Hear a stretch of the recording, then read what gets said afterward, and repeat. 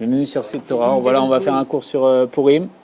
Et voilà, on va essayer de voir comment ça nous parle personnellement. Et on va essayer de voir, entre autres, ce qui s'est passé à l'époque et en quoi c'est un rapport avec nous, vu qu'on nous dit que la Torah est éternelle et que Dieu lui-même, dans sa Torah, il nous dit qu'elle est éternelle et qu'elle nous parle au jour le jour. Donc, Purim. Purim, qu'est-ce qui s'est passé? On sait très bien qu'il y a eu un roi. Ce roi, il s'appelle Achashverosh. Achashverosh, il dirigeait plus de 120 pays et on explique que ça allait d'une province à une autre province. Et la Gemara nous explique que ces deux provinces étaient très proches. Alors si elles sont très proches, il y a un petit royaume de, je sais plus, c'est de Couche à, je sais plus les villes, mais si elles sont proches, les deux provinces, c'est-à-dire qu'en vérité, il a un petit royaume. Mais en vérité, la Gemara va nous dire non, il a un très grand royaume, parce qu'en vérité, ça allait de la petite province, ça faisait tout le monde, et ça revenait jusqu'à. C'est-à-dire qu'il dirigeait tout le monde, en vérité. C'est une des explications de la Gemara, il y en a plusieurs, mais c'est une des explications pourquoi, en vérité, ces deux villes qu'on cite, de là à là, c'est qu'ils étaient proches, parce que justement, c'est qu'on partait de cette ville-là, qui était proche à l'autre, on faisait tout le monde, et après on revenait. Et c'est pour ça que son royaume s'étendait dans toute cette dimension. Et pour fêter le fait qu'il avait dirigé tous ces pays, 127 pays, il a fait un grand festin. Et dans ce grand festin, il a invité le peuple juif. Et il disait au peuple juif qu'il allait leur donner des repas cachers. Et donc le peuple juif avait posé la question aux sages de l'époque. Et ils ont demandé est-ce qu'on a le droit d'aller à un buffet comme ça, un buffet qui est orchestré par le roi. On est soumis à sa royauté parce que c'est lui qui dirige la planète entière, si on peut dire. Et donc c'est un affront roi de ne pas y aller. Ça met le peuple juif dans une difficulté. Est-ce qu'on ne doit pas y aller? Est-ce que ça vaut vraiment le coup qu'on n'y va pas? Ou est-ce qu'on doit y aller? C'est une question, quoi. Et les sages de l'époque, tous disaient oui, il n'y a pas de problème, excepté un. Et c'était Mordechai. Et Mordechai, la Gemara nous dira Mordechai Bedoro, Mordechai dans sa génération, qu'est Moshe Bedoro. Il est comme Moshe dans sa génération. Et de là, on va apprendre, selon la Gemara, qu'il y a une expansion, une continuité de l'âme de Moshe qui revient dans chaque génération, parce que comme il y a le peuple juif, il y a le Moshe qui guide le peuple juif. Et la Gemara, de là, on va apprendre que le Moshe de la génération pour l'époque de Purim, c'était Mordechai. Et qu'il y en a un qui vient dans chaque génération nous accompagner.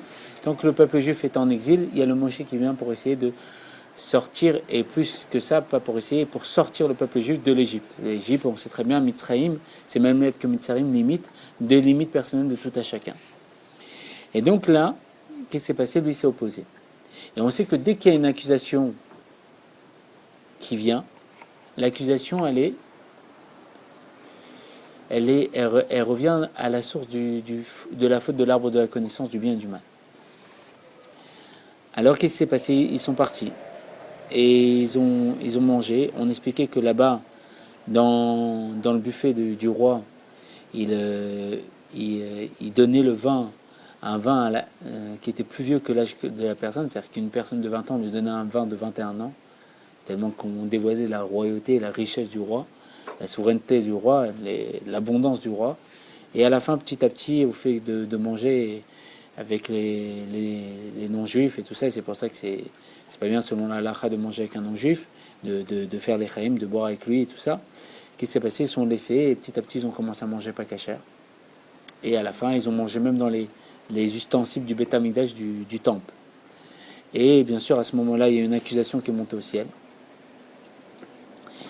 Et du fait que le peuple juif n'avait pas mangé cachère et avait mangé dans les ustensiles du temple qui était quelque chose de très saint, très kadosh.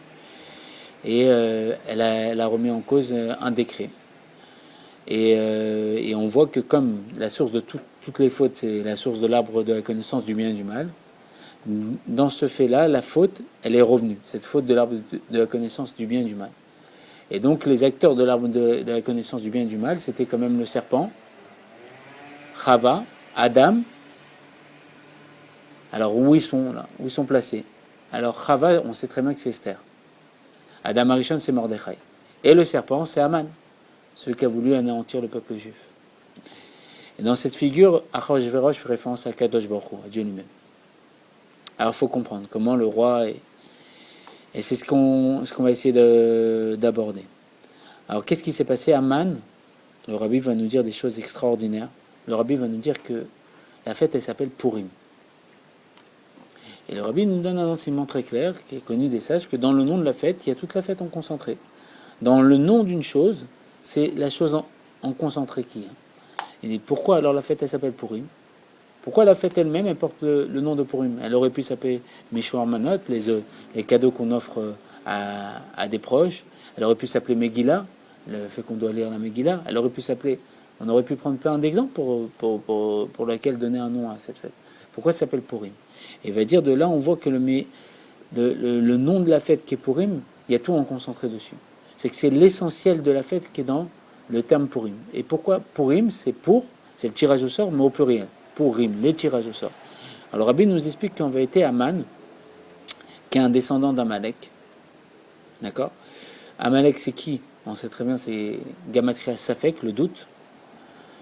La valeur numérique du doute, c'est que quand on est sorti d'Égypte, à l'époque, avec Moshe Rabbeinu, tous les peuples du monde avaient peur et tremblaient du peuple juif, parce qu'ils avaient entendu que l'empire d'Égypte, qui était le plus grand empire du monde à cette époque-là, avait reçu les plaies du roi par l'intermédiaire de Hachem, du Dieu unique qui s'est dévoilé pour libérer son peuple, et avait libéré ce peuple, et que ce peuple était tout puissant.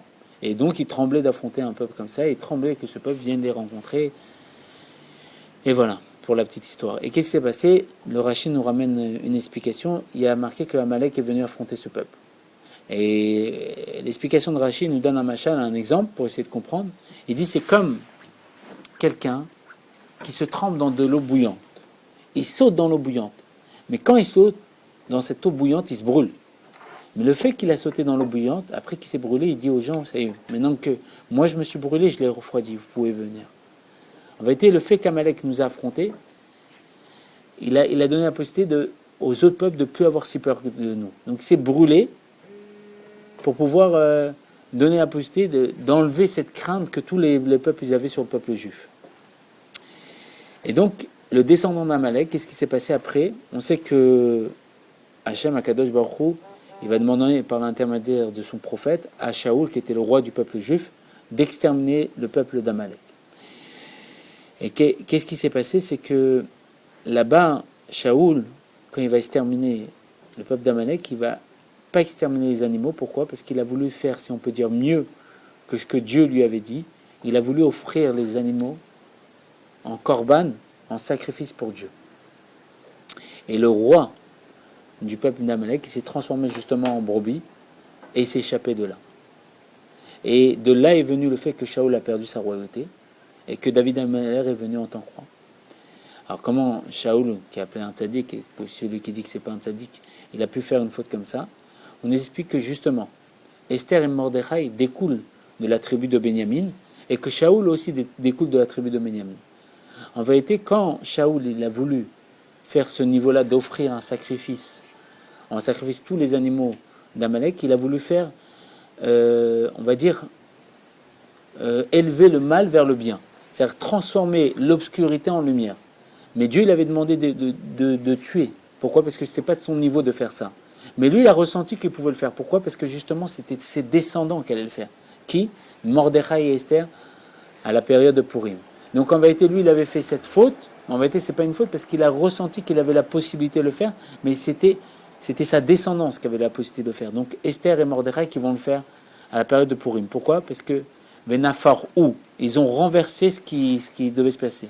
Le peuple juif devait être exterminé. Et là, c'était vraiment un décret, on va dire, dangereux que parmi tous les autres décrets. Pourquoi? Parce que tout le peuple juif, comme on a compris que la royauté de Rajverosh, elle était dans la planète entière, c'est que tout le peuple juif était en danger. C'est une des explications pourquoi le peuple juif a été exilé de sa terre. C'est le fait que, comme il est exilé, il est dans toutes les terres, on ne peut pas l'anéantir. C'est-à-dire que s'il y a un roi qui va anéantir le peuple juif, Razé Shalom, comme il y a eu malheureusement dans toutes les générations passées, il ne peut pas anéantir parce qu'il doit aller dans tout le monde pour aller le chercher. Mais là, la problématique, c'est que le roi gouvernait sur le monde entier. Et donc, c'était un décret qui visait à anéantir profondément le peuple juif. dans son intégralité. Alors le rabbi nous explique Purim.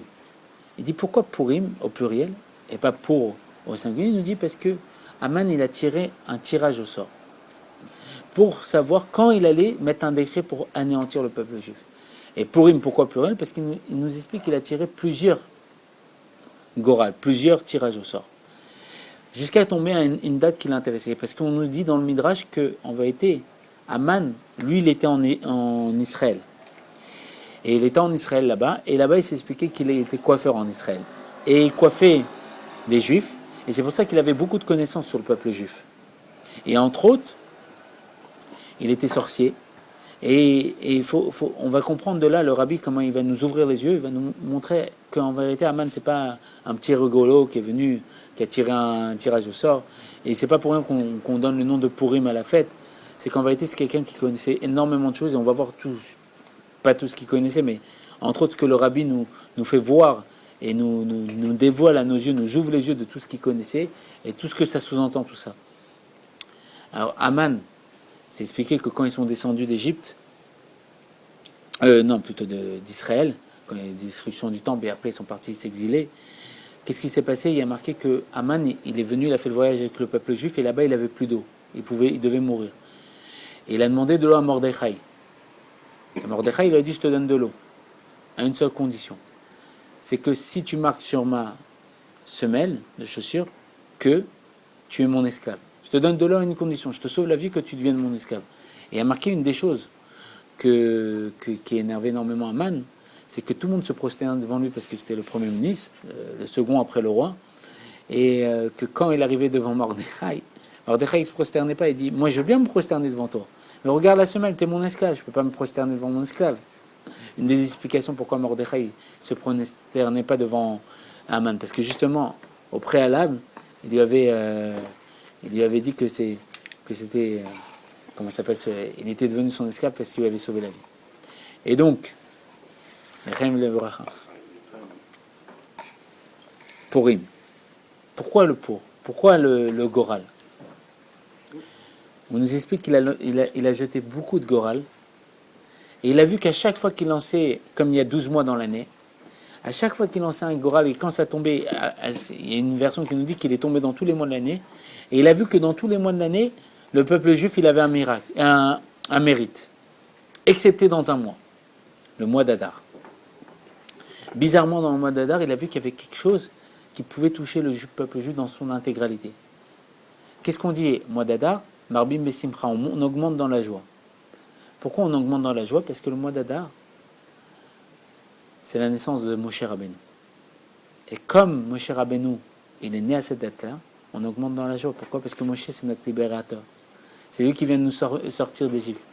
À la naissance de celui qui va libérer le peuple juif, on augmente dans la joie. Pourquoi on est joyeux? Parce que justement, lui est né et lui, il a la force de nous libérer. C'est pour ça que pendant le mois d'Adar, on augmente dans la joie. Mais aussi, on connaît l'explication connue de la Chassidoute, de pourquoi Dieu a créé le monde. On ne va pas tenir, ça ne veut pas dire que ce n'est pas une raison de vérité. Le Rabbi Racham va nous expliquer qu'on ne peut pas tenir absolument de la vie du Zohar, que Dieu a créé le monde pour se faire connaître, parce qu'il est connu dans les mondes divins, mais pas dans ce monde-là, parce qu'on voit que des personnes font le contraire de sa volonté, même si c'est une raison de vérité, que quand Mashiach va venir, on dit que l'eau recouvrira le monde, comme la connaissance de Dieu recouvrira le monde comme l'eau recouvre la mer. Mais aujourd'hui, on ne peut pas dire que c'est le cas.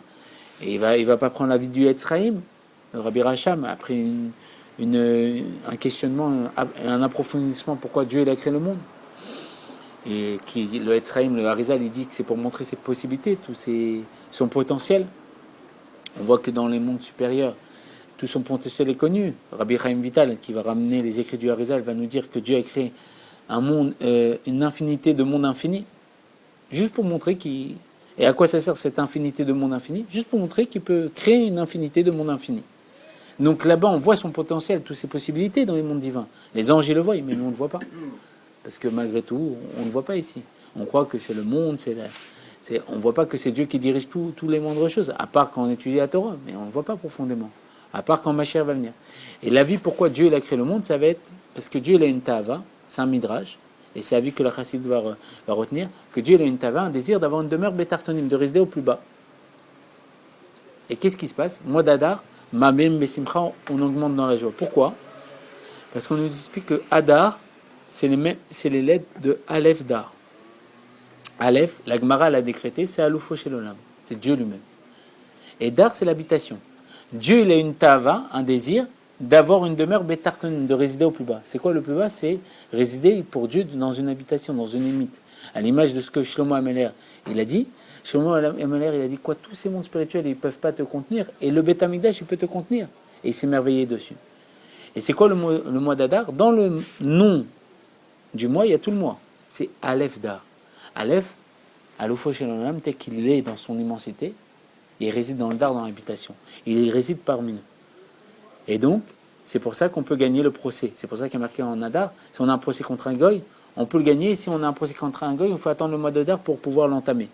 Pourquoi? Parce qu'à ce moment-là, Aleph, Dieu, il a une ta'ava, le Aleph, d'avoir une demeure bétartonim au plus bas, de résider dans un Dar, dans une habitation, c'est le mois d'Adar.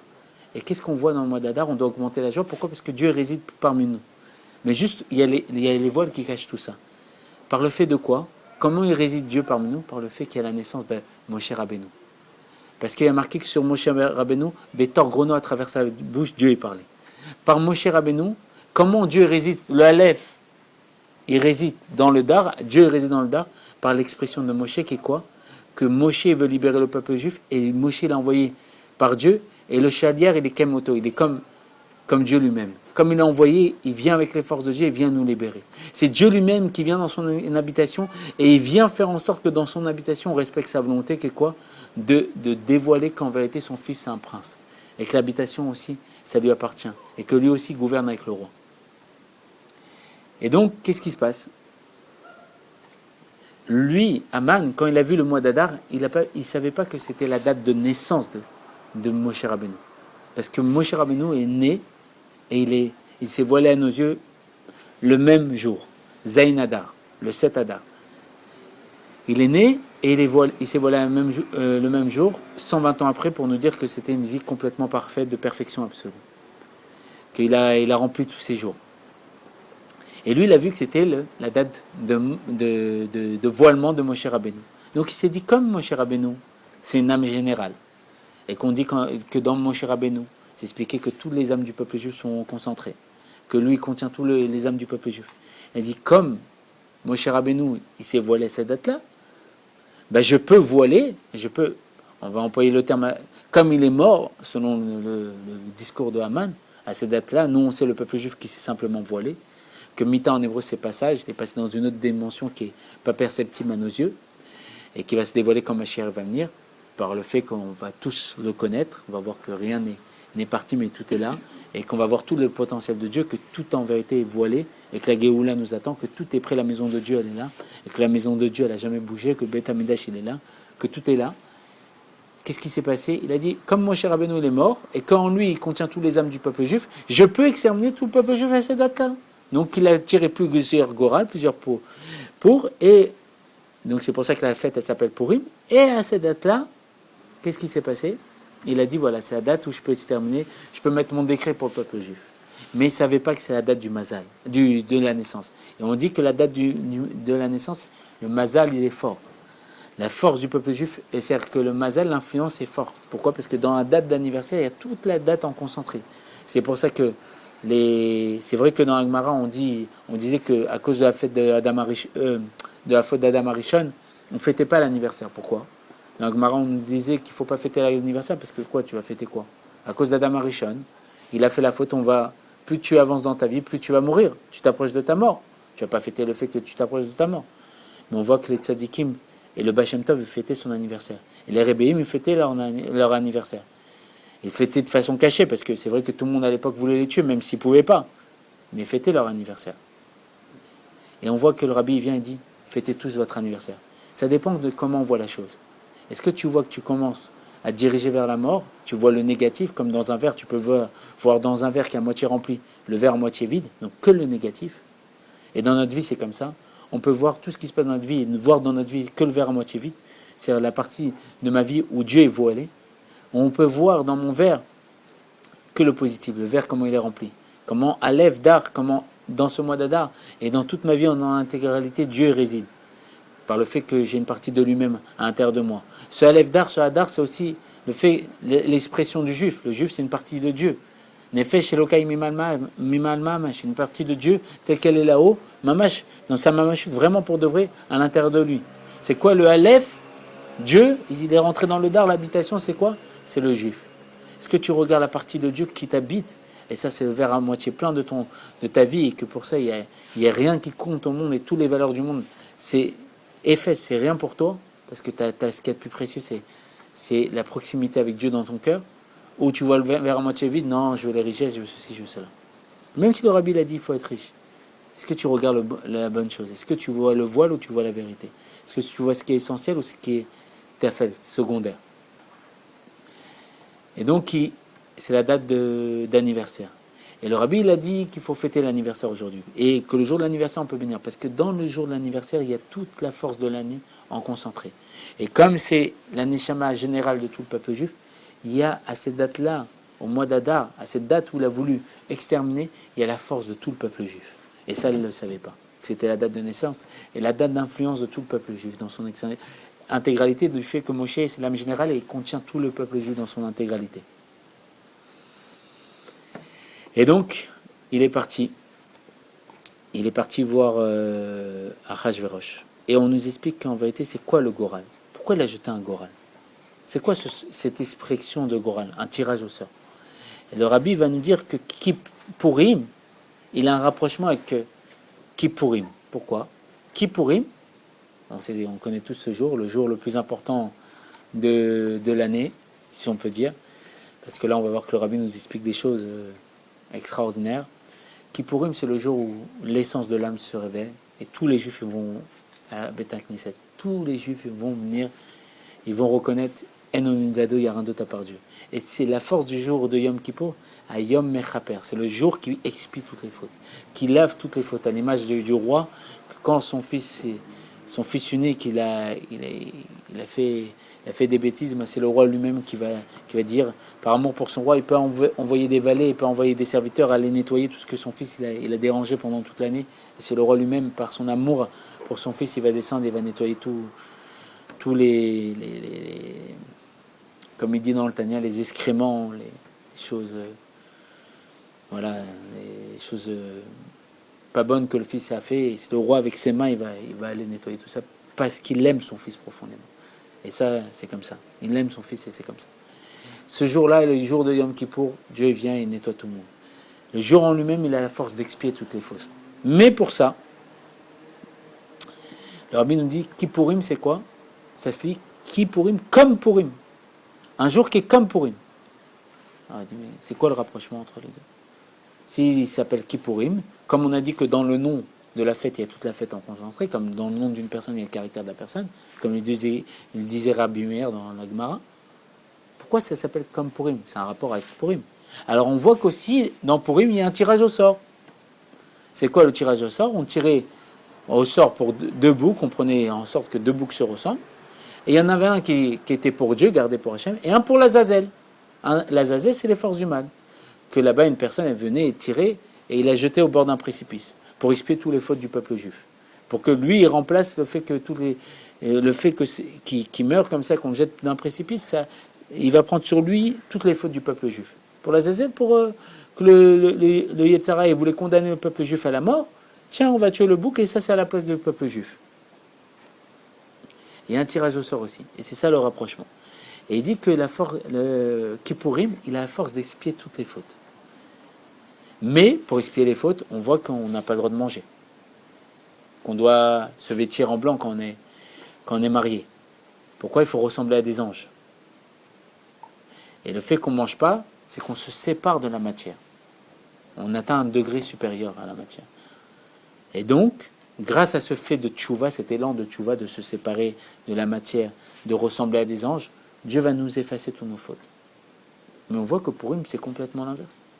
Justement, on doit aller dans la matière, faire un grand buffet, et manger jusqu'à un niveau adéloyada, jusqu'à ne plus savoir entre Barour Mordechai, qu'il soit béni Mordechai, et Arour Aman, que soit maudit Aman, qu'on peut vraiment différencier. Et dire Baruch Chazé Shalom, qu'on puisse bénir Aman et maudire Mordechai, chas shalom. Et on doit boire. Comment c'est possible? Et à ce moment-là, on nous dit plus que ça. On nous dit que Kippour, c'est comme Purim. Comment ça se fait que c'est comme Purim? C'est que comme Purim. Quand Purim c'est plus élevé. On explique oui. Pourquoi? Parce que dans Purim, justement, dans le fait de boire et de manger, dans la matière, sans avoir besoin de se séparer de la matière, c'est pour ça que quand Mashiach viendra, Purim, c'est une défaite qui restera avec Hanouka, et on dit peut-être pas Hanouka, mais que Purim, et qui brillera plus que tous les autres fêtes. Pourquoi? Parce que dans la matière du monde, dans le Dar, il y a le Aleph qui se dévoile. Dieu il a réalisé sa ta'ava, son désir de résider Betartenu à travers nous. Et même pas besoin pour nous de se séparer de la matière, de jeûner ou de faire tchouva. Dieu nous explique toutes les fêtes, toutes nos fautes, en mangeant et en buvant avec plaisir et délectation.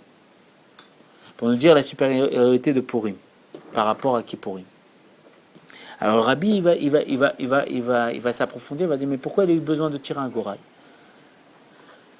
Il va expliquer qu'il y a deux niveaux. Il y a un niveau, et Aman le savait, donc on va voir comment Aman, il avait une grande connaissance, et c'était pas un petit rigolo qui est venu, qui avait décidé de détruire tout le peuple juif. Il va nous dire comme ça, qu'en vérité, Aman, il savait qu'il y a un niveau qui s'appelle le Seder Ishtal Shelut, l'enchaînement des mondes, et dans cet enchaînement des mondes, le peuple juif est intouchable. Et il a vu. L'Égypte a voulu toucher le peuple juif, ils sont tombés. Et tous les géants qui ont voulu toucher le peuple juif, on est comparé à une brebis entourée de 70 loups, comment c'est possible qu'on ne meure pas? Comment c'est possible que les loups ne nous attaquent pas? Parce qu'il y a un berger. Il y a un berger, il y a Hachem qui vérifie, qui nous surveille. Et les loups, ils savent que le berger, ils ont peur du berger. Ils savent qu'ils ne peuvent rien faire quand il y a le berger qui surveille le peuple juif. Et donc, on va me faire une petite parenthèse, parce qu'elle est intéressante et très très belle. On explique que Moshe Rabbeinu était choisi. Pourquoi il a été choisi comme le libérateur du peuple juif? Parce qu'une fois, il y a une des brebis qui s'est égarée du troupeau. Et Moshe, il est parti la chercher, la récupérer, et il l'a repris sur ses épaules. Et on nous explique c'est quoi ça spirituellement? C'est qu'en vérité, des fois, il y a un juif qui n'arrive pas à comprendre la Torah telle qu'elle est. Et donc elle s'égare du troupeau.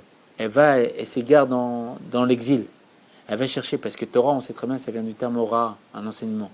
Elle va chercher quelque chose qui lui parle. La Torah, ça ne lui parle pas. Elle s'égare du troupeau, elle s'égare de son peuple, de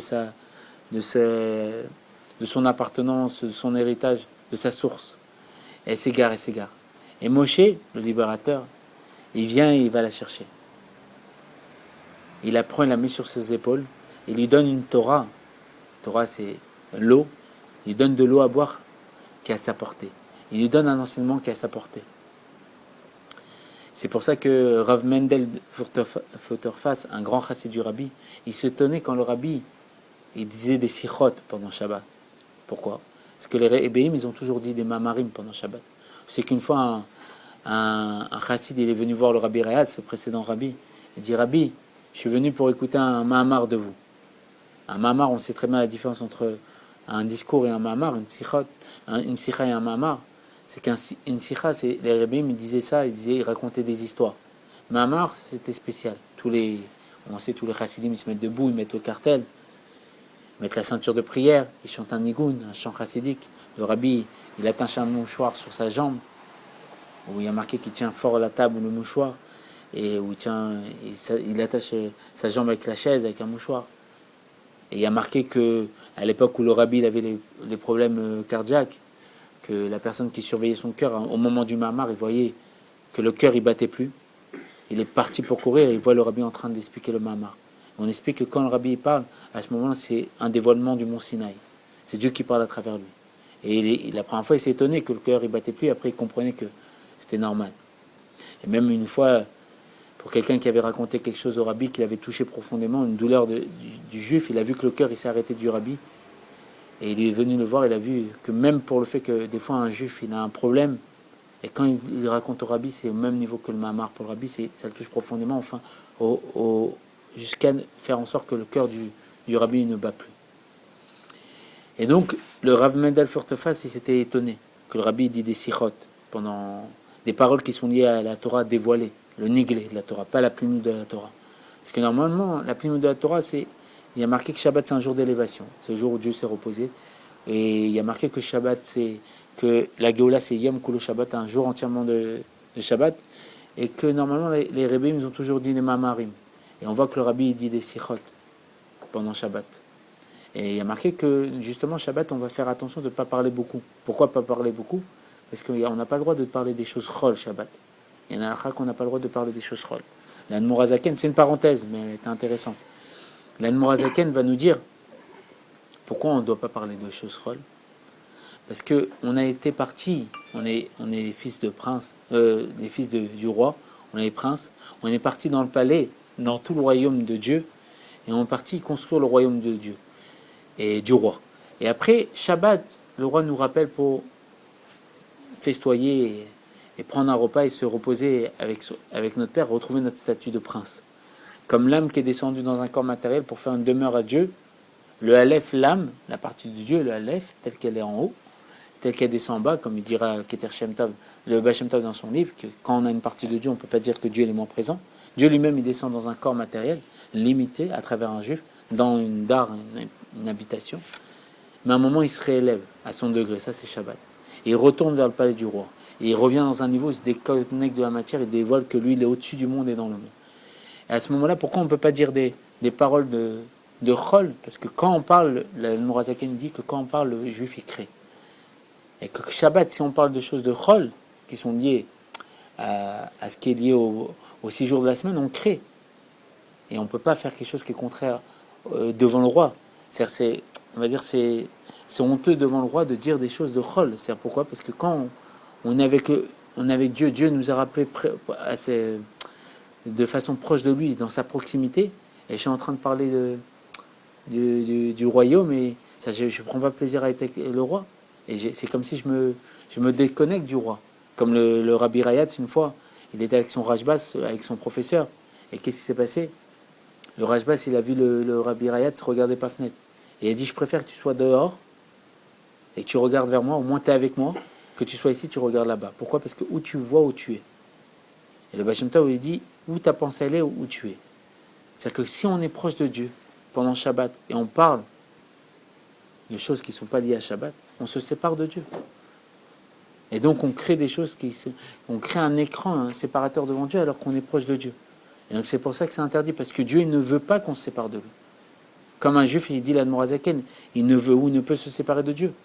Et comme Dieu il se comporte comme nous, comme nous dans notre essence, on ne veut ou ne peut se séparer de Dieu, lui aussi il ne veut ou ne peut se séparer de nous. Donc il nous a interdit, selon la halakha, la loi, de parler de sujets de chol. Interdit des choses qui sont liées au monde pendant Shabbat. Et le Rabbi, on voit qu'il disait des choses qui sont liées au niglé, à la Torah dévoilée. Bien sûr, c'est pas du chol. Mais quand la Torah elle dit alors qu'il ne faut pas dire beaucoup de paroles, elle sous-entend pas le chol, parce que c'est interdit selon la halakha. Ça sous-entend les paroles de niglé, de la Torah dévoilée, qui sont quand même liées à la matière du monde. Un bœuf qui n'a pas le droit d'encorner un autre, les rapports, tu me dois tant, tu me dois ceci, les détails, tout ce qui est lié à la matière, comment se comporter dans la matière du monde. Normalement, on ne dit pas des enseignements qui sont du niglé de la Torah dévoilée. On dit que des enseignements qui sont liés à la plénitude Torah. Et le Rav Mendel Furtofos, on comprend pourquoi il s'étonne que le Rabbi disait de la Torah qui est liée à la Torah dévoilée. Pourquoi? Parce que le Rabbi il est comparé à ce Moshe Rabbeinu, qui prend cette brebis qui s'est égarée et qui lui donne une Torah, un enseignement, il lui fait boire de l'eau de la Torah qui est à son niveau. Comme Moshe Rabbeinu qui est parti et qui a pris cette brebis sur ses épaules et lui a donné de l'eau qui était à sa portée. Parce qu'elle n'arrivait pas à boire l'eau de la profondeur de la Torah. On explique que la brebis, en vérité, elle est partie du Olam Hatzilut, du Olam qui est Eslo, qui est proche de Dieu, et elle est descendue dans les Olamot, jusqu'à arriver dans ce monde de séparation. Et là, elle a voulu boire et Moshe lui a donné. Et Moshe descend, il va nous chercher dans les mondes de séparation, il nous fait boire une Torah, quelque chose qui nous rapproche de Dieu. Ça, c'était la petite parenthèse. Et donc, pourquoi il a jeté le Goral? Qu'est-ce que ça sous-entend, le Goral? Alors, il y a une madriga qui s'appelle le Seder Ishtashelut, l'enseignement des mondes. Il y a marqué que dans cet endroit-là, le peuple juif, il a un mérite et on ne peut rien faire. Le peuple juif, il est invincible. On ne peut pas le toucher parce que Dieu, il y a marqué qu'il a choisi Yaakov parce qu'il aime Yaakov et il n'a pas choisi Esav parce qu'il déteste Esav. Et ça, c'est dans le libre arbitre de Dieu. On ne peut pas savoir pourquoi. Et en vérité, pourquoi justement Aman il a jeté un goral? Parce qu'il a voulu toucher le goral, le tirage au sort. Il a voulu toucher un niveau qui était avant que Dieu a choisi le peuple juif. Un niveau où le peuple juif et les non-juifs sont au même niveau. Où Dieu n'a pas encore décidé. Et dans ce niveau-là, il voulait toucher et exterminer le peuple juif. Il a voulu toucher le niveau qui est au-dessus du Seder Ishtachelut, au-dessus de l'enchaînement des mondes, le niveau du Goral. Et c'est pour ça que le Rabbi nous dit que dans le mot Purim, il y a toute la fête. Parce que justement, qu'est-ce qui s'est passé? Ça a été... Ils ont tout renversé. Et dans ce niveau-là, ils pouvaient nous exterminer, si on peut dire. Et tout a été renversé parce qu'elle a été exterminée. Parce que ça nous a dévoilé que encore plus. C'est que Dieu, même avant qu'il nous ait choisis, on est choisi pour lui de façon éternelle. Même avant le choix, on a été déjà choisi. C'est pour ça que le peuple juif, Aloubé Marshava, il est monté dans la pensée de Dieu. Il était avant tout choix, avant quoi que ce soit. Il a précédé la Torah, il a tout précédé. C'est que malgré tout, là, on a dévoilé, et c'est pour ça que la fête, elle s'appelle Purim, on a dévoilé qu'on est choisi avant d'être choisi. On est dans un niveau qui est au-dessus du choix. On est, comme il dira le Rabbi, qu'on est une seule chose avec Dieu. Et qu'est-ce qui se passe? Achashverosh, l'explication d'Achashverosh, c'est Achari Vereshit. Achari, c'est quoi? La fin et le début. En vérité, Achashverosh représente le niveau de la fin et le début, c'est quoi? Que le début, c'était lié au monde de Gdusha, la proximité avec Dieu, les mondes divins. Et la fin, c'est lié à ce monde inférieur, les forces du mal, les clipotes. Et Achashverosh, c'était ce niveau-là. Que lui, il représente dans le niveau spirituel, du début à la fin, comment Dieu vitalise toute chose. Et il vitalise le peuple juif comme il vitalise les non-juifs. Mais lui, Aman, il avait voulu toucher un niveau qui était au-dessus de tout ce mérite-là. Il a voulu toucher un niveau au-dessus de Achashverosh. C'est pour ça qu'il a transmis le décret à Achashverosh. Et que Achashverosh, il a dit, il y a un peuple Echad. Un peuple qui est le Echad, qui dévoile le Echad. Le Echad, c'est quoi? C'est le Aleph. Dans le Dar, dans ton habitation à toi. Dans ton monde à toi, il dévoile Hadar. Il dévoile la dimension de Hadar. Il te dévoile toi dans l'habitation. Il dévoile Dieu dans l'habitation. Et ils ont un autre souverain après toi. Et donc, il a voulu exterminer le peuple juif grâce à ça. Et on voit que Achashverosh a validé ce décret d'exterminer le peuple juif. Et on nous explique que, Chazé Shalom, qu'à ce moment-là, le peuple juif a accompli ce qu'ils avaient dit au mont Sinaï. C'est dans le dernier mamar du Rabbi, Vatat et Tsavé. Et on nous explique aussi que quand il y a eu le buffet, Achashverosh, il a voulu montrer comment sa femme elle était belle, c'était Vashti. À ce moment-là, il y a plusieurs avis. Il y a soit une queue qui lui est poussée dans les fesses, soit elle a eu des boutons. Mais elle n'a pas voulu se présenter, il voulait qu'elle se présente toute nue. C'est les Midrashim qui expliquent. Et il a voulu qu'elle se présente toute nue pour montrer sa beauté. Et elle n'a pas voulu, alors il l'a fait tuer. Parce qu'on a dit quel affront. Et après, bien sûr, qu'est-ce qui s'est passé? Il a cherché une femme dans le royaume et il a trouvé Esther comme femme dans le royaume. Alors la question elle se pose, comment c'est possible que Esther, elle a pu aller avec un Achashverosh, avec un roi Goy, une juive, une sadéquette, et que de elle va venir tout le miracle? Comment c'est possible? Alors la réponse al-Pi halakha, selon la loi simple, c'est que comme c'était un danger de vie ou de mort, et que pour un danger de vie ou de mort on peut tout faire, en frein de Shabbat et tout, c'est que si elle n'allait pas avec le roi et qu'elle est plaisir au roi, elle allait mourir. Donc il y a marqué que les mitzvot, il faut vivre à travers la Torah. Les mitzvot, elles sont là pour nous faire vivre, et que si on a un danger de mort, on doit faire les choses, malgré tout. Et ça, c'est le sens simple, et on tient avec le sens simple, ça marche.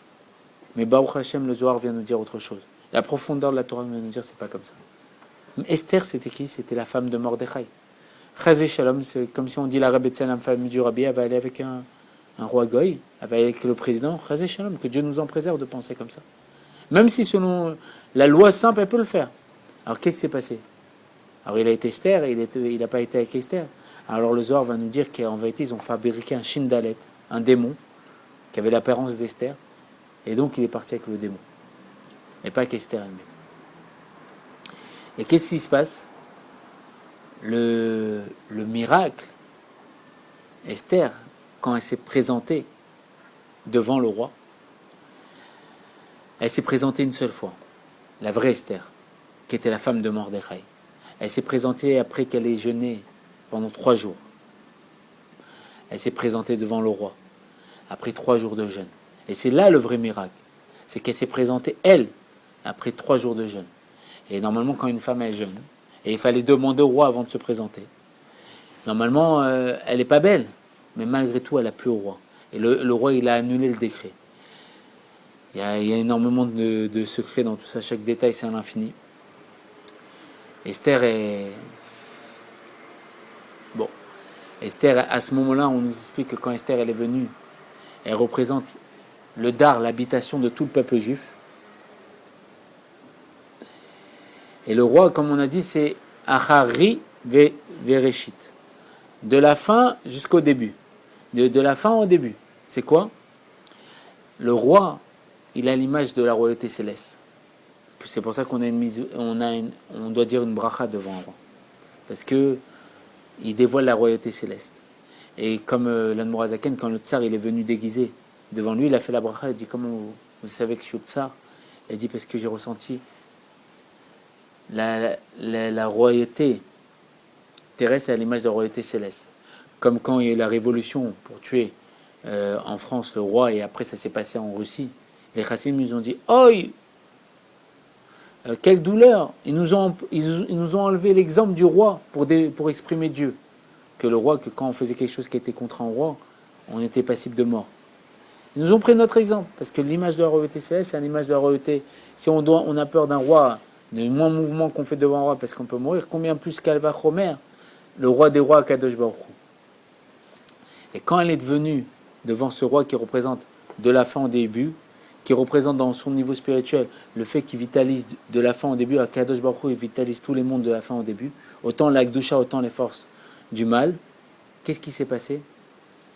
Dar, l'habitation qui est représentée par Esther, elle est venue lui dire dévoile qu'en vérité il y a un peuple qui est echad.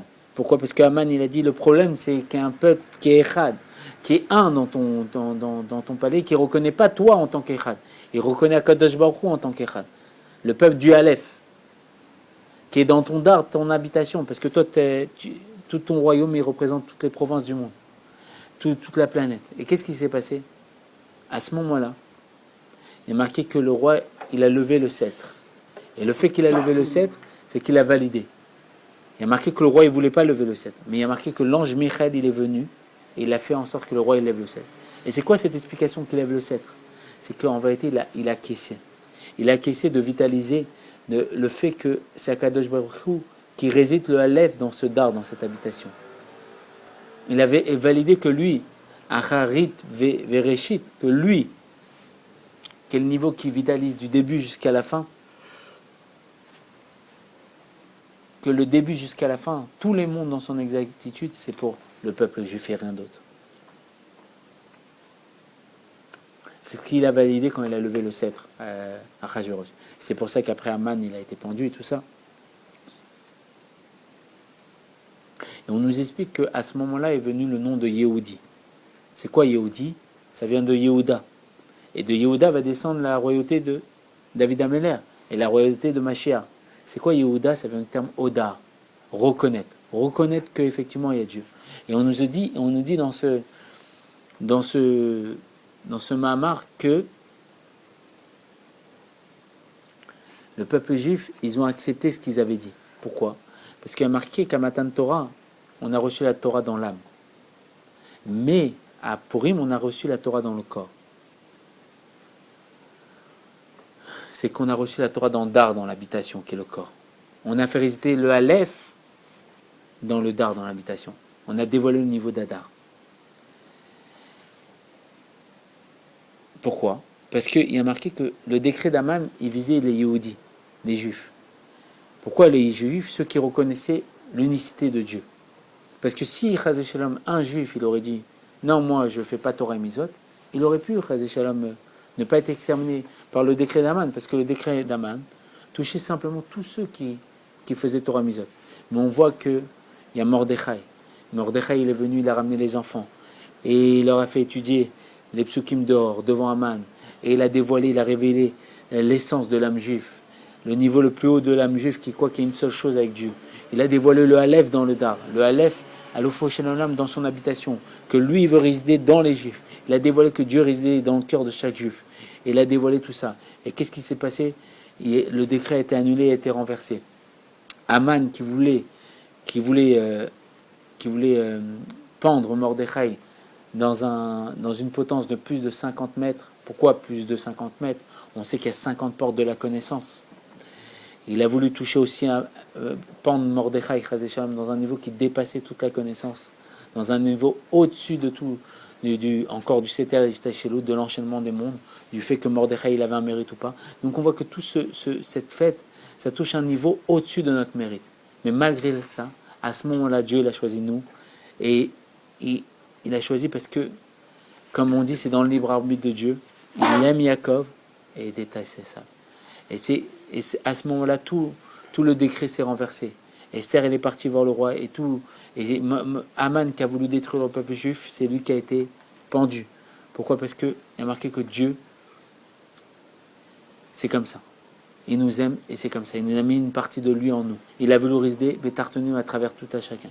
Et pourquoi pour eux on doit boire Adeloyada? C'est quoi Adeloyada? Jusqu'à ne plus savoir entre eux. Parce qu'on explique qu'il y a un niveau dans notre aide qui s'appelle Redla. Redla, c'est quoi? C'est un niveau qui s'appelle Recha Delotiada.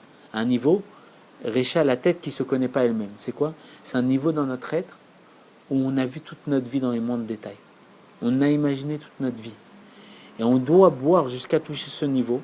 Et on nous dit que quand on passe devant le rabbi, et que le rabbi nous donne le dollar, et nous dit bracha ve'atzlacha, il nous dit deux mots, on nous explique que à ce moment-là, le rabbi nous réécrit dans ce niveau-là. Il nous réécrit une nouvelle vie de bracha, c'est-à-dire que toutes les bénédictions qu'on avait, de toutes les bénédictions, que tout ce qu'on a vu, tout ce que Dieu, tous les cadeaux que Dieu veut nous apporter, ils sont là, mais ils ne descendent pas. Et le fait d'aller devant le rabbi, que le rabbi nous donne le dollar, bracha, il fait descendre tout. Il fait descendre toutes les bontés de Dieu, vaslacha, et il nous fait réussir toutes les bontés de Dieu, récupérer toutes les bontés de Dieu. Et c'est ce niveau-là qu'on doit débloquer quand on doit boire à Deloyada. C'est quoi? Toucher le niveau qui est quoi? Que toute ma vie est marquée dans les moindres détails parce que je l'ai imaginé. Il y a une question qui est très simple. Comment ça se fait que quand Chazé Shalom il nous arrive des choses difficiles, on a confiance que c'est pour le bien? Parce qu'on nous explique que notre âme, c'est une partie de Dieu. Cette partie de Dieu, elle a imaginé toute la vie qu'on allait vivre dans les moindres détails. Et après, tellement qu'elle était en émerveillement de toute cette vie qu'elle a imaginée, elle a voulu la concrétiser, la vie. Donc elle est partie la vivre dans un corps matériel et limité. Et pourquoi j'ai foi que tout ce qui m'est arrivé pour le bien? Parce qu'en vérité, on ne peut pas dire que mon âme divine, qui a imaginé des choses tellement bien, et que mon âme divine, c'est une partie de Dieu, la partie de Dieu, c'est la source du bien, et la source du bien veut faire du bien, et le bien le plus élevé que Dieu peut nous faire, c'est d'être comme lui. On ne peut pas dire qu'une âme divine, qui a imaginé toute une vie, et qui est venue la vivre concrètement, c'est pour le mal. Et pourquoi on a confiance que tout est pour le bien? Parce que l'âme divine qui est venue s'enfermer dans moi, elle veut pas des choses mal pour elle. Parce que sa source du bien, elle veut que du bien, et elle veut que le bien. Donc, j'ai confiance que c'est pour le bien, parce qu'en vérité, c'est un bien tellement élevé que j'arrive pas à le comprendre. J'arrive pas à le percevoir. Il dépasse mon intellect. Il dépasse tout le raisonnement et toute la logique du monde. C'est un bien divin, qui est au-dessus de la logique. Et c'est pour ça qu'on a bitachon, on a confiance que c'est pour le bien tout ce qui nous arrive. Et donc à Purim, on va boire Adeloyada, jusqu'à pouvoir, Bezrat Hashem, avec la grâce de Dieu, réécrire dans ce niveau où toute notre vie a été marquée, réécrire une vie de bracha, d'atzlacha et de réussite. Mais il faut arriver dans un niveau où on voit Aman et Mordechai et Chazé Shalom au même niveau. Et que nous aussi, on peut bénir Aman et maudire Mordechai et Chazé Shalom. Mais malgré tout, on va faire comme Dieu, parce qu'on est à l'image de Dieu, on a partie de Dieu, on va dévoiler la partie de Dieu qui est en nous, et elle va dire non. Dans le choix de Dieu, dans le libre arbitre de Dieu, on va bénir Mordechai, on va maudire Aman. Et c'est qui le Aman qui est en nous? C'est l'âme divine, l'âme animale. Le goy qui est en nous, la partie en nous qui nous sépare de Dieu. On va la maudire et on va bénir Mordechai. l'âme divine qui est en nous, on va dévoiler l'âme divine, et là on va donner toute la shefa, la bracha à l'âme divine en nous. On va donner la réussite à l'âme divine, et on va pendre le haman qui est en nous. Et qu'est-ce qui va se passer à ce moment-là? Ce sera des jours de joie et de délectation, parce qu'on va vivre le mishté, le repas de la Géoula, le fambregen de la Géoula, comme il dit le Rabbi, avec tous les tzadikim réunis. Et on va, Bezat Hashem, voir Kipchuto le Rabbi dans nos yeux. Et tous les Rebbeim, dans le 3e Beth Amikdash, on va ouvrir nos yeux, dès à présent avec la grâce de Dieu. On va voir la Géoula, on va voir de nos yeux que tout ça, c'est pas un rêve, que c'est ça la vérité, c'est ce monde, cet exil, ce cauchemar, en vérité, c'est pas un rêve, c'est un cauchemar, ce monde. On va voir la délivrance de nos yeux, on va voir tout le bien que Dieu nous attend. On va recevoir tous les paquets de cadeaux que Dieu nous a transmis, et on va recevoir la bracha et la stara dès à présent avec la grâce de Dieu. Bekarov Mamash, et qu'on ouvre les yeux, qu'on voit la délivrance de nos yeux, et ça suffit. An Matai, Mashiach no Yechia Meler, Bekarov Mamash. Avec que de bonnes choses avec la grâce de Dieu.